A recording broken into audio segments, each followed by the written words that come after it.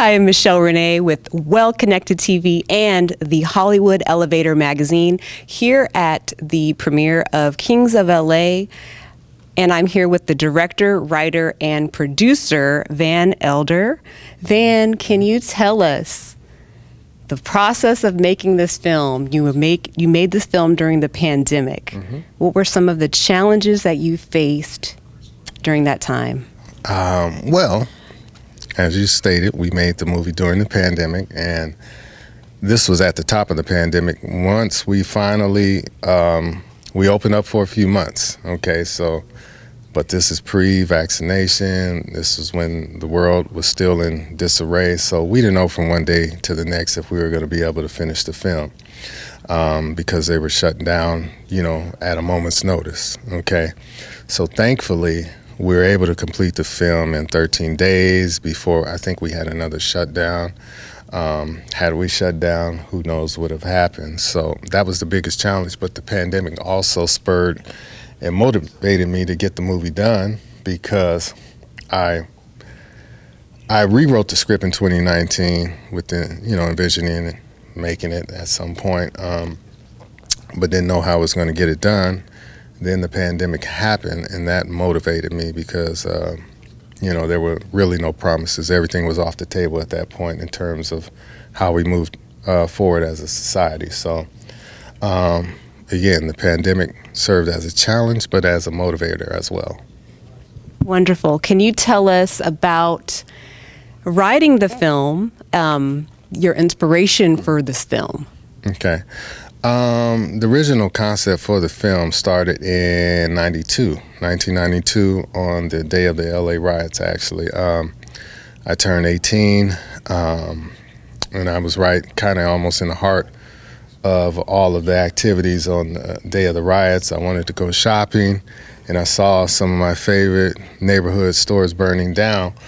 And in my own naive way, I thought I came up with a concept. Well, maybe this is a good thing. Maybe South Central will succeed from the city of LA and kind of form its own community. It was like a kind of fantasy type of thing.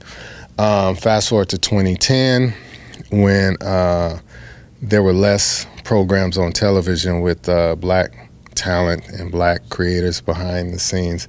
And I came up with the idea to kind of merge my old fantasy idea with the new fantasy idea. Not fantasy, but reality idea of a lot of the things that were going on at that time in South Central, which was eventually rebranded as South LA. And the gentrification of the neighborhood is actually a theme in the movie.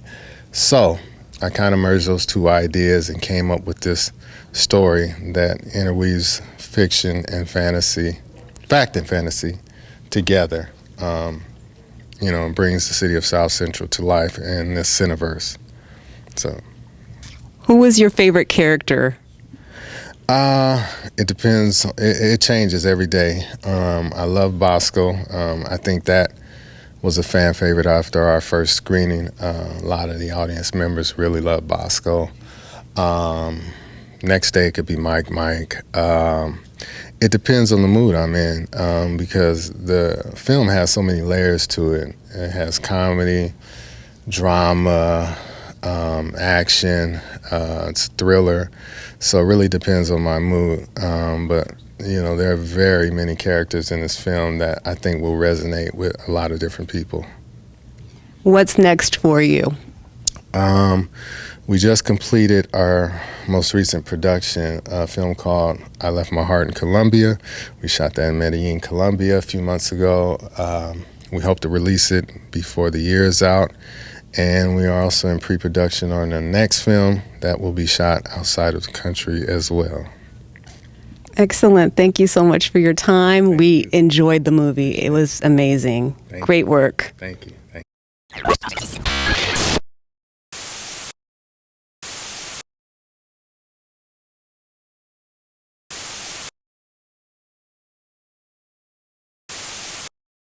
Well Connected TV, where dreams are made.